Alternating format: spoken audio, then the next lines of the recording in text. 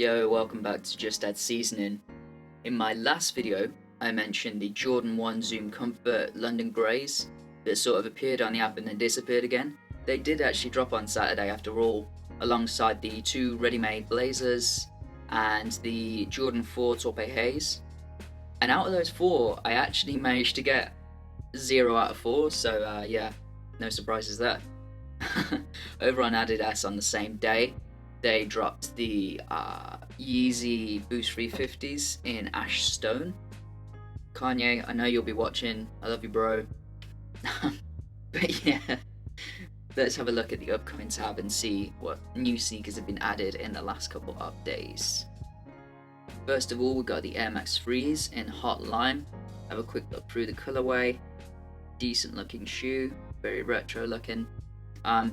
A lot of people might know the Air Max 3 as an Air Max 90 because it's the same silhouette. The Air Max 90 is just the more recent name for it. Hot Lime is a colorway that Nike are bringing back. It's an OG colorway. It's one that Nike say in the description they are recreating the sneaker with unmatched dedication to detail. So yeah, expect, well, you can already see the retro styling on the outside of the shoe, but expect retro labels and all that sort of thing on the inside of the sneaker as well. If you do like the look of these, get them for a personal by all means, but I don't think there's going to be profit to be made on the resale, or not much profit to be made on the resale, definitely.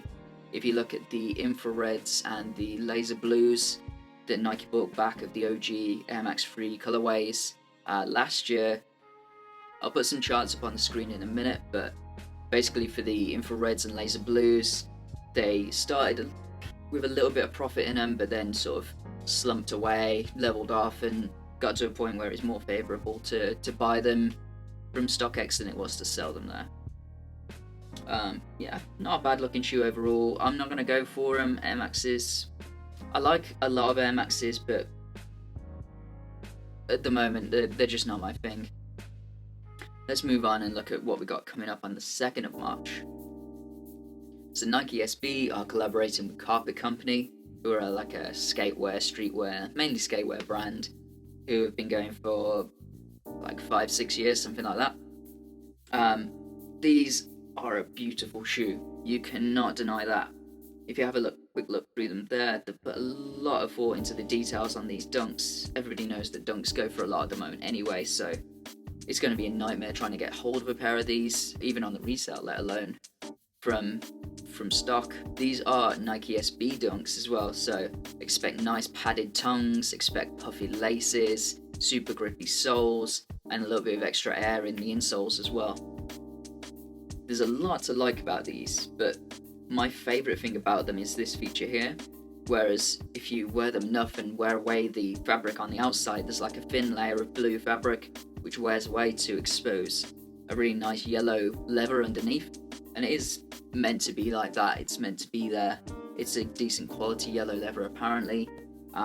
It's not like you're exposing the inner workings of the shoe, and on that yellow leather you got little motifs all over the shoe, little embroidered patterns. There's a fella there wearing a fez. God, such a nice looking sneaker. Yeah, so this view here, you can see Nike have mocked up what it looks like once you have like worn them out basically. They put some dirt all over it, but of course also worn away that fabric for you. Of course you don't have to wear it away, you can just, take a knife to it or an unpicking tool and take it off yourself. But yeah, underneath here you can see the little fella wearing the fez.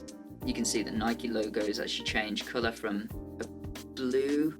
Yeah, it's blue beforehand, so that's got fabric over it, and then it's black underneath. And there's a little star. The last time I can remember that Nike did this with a sneaker is the Jordan 5 CNYs that were released fairly recently for Chinese New Year. They were a pretty sort of pale, like off-white, beigey sort of fabric on top, but you could unpick that, and underneath was a really bright, vibrant Chinese New Year pattern all across the shoe, across the different panels. That was a fire shoe, to be fair.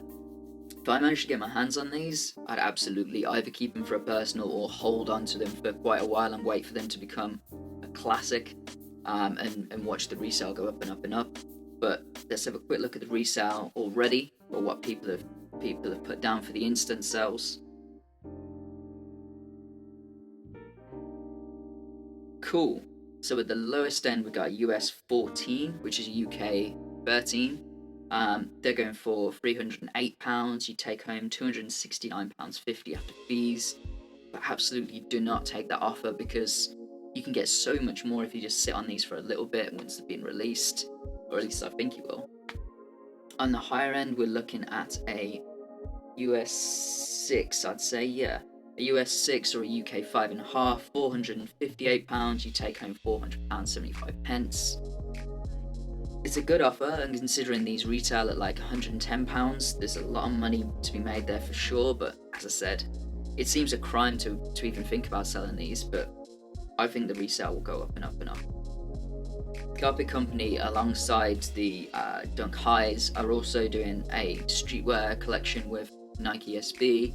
In that collection, they've dropped they're going to drop a jacket, a hoodie, a tee, and a cap. My favourite out of this collection is either the jacket or the hoodie. The jacket does look sick, but I think the hoodie's my favourite. It's got like the actual logo, I think it's like a fleecy material. I mean, they've called it a fleece, so I assume that's what it is. To be honest, it looks a little bit like Carpet Company carpet. Dropping on March the 4th, the same day as the Dunk Low City Markets that we mentioned in the last video, we've got the Jordan 1 mids for, it's a ladies shoe, so that size is 2.5 to 9.5. This Jordan 1 mid is in apricot orange. Apparently it's got extra padding in the collar, which I don't know if they've done that because it's a ladies shoe or because it's a mid rather than the standard Jordan 1. So as far as I can see, there's no offers currently on StockX for this, although I did manage to find a similar sort of palette on StockX that's actually selling quite well, so that's something maybe to keep an eye on, keep your mind on.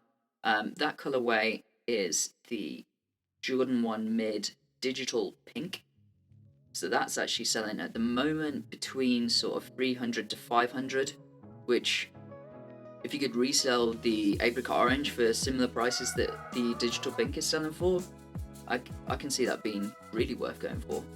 So moving on, what I've got next.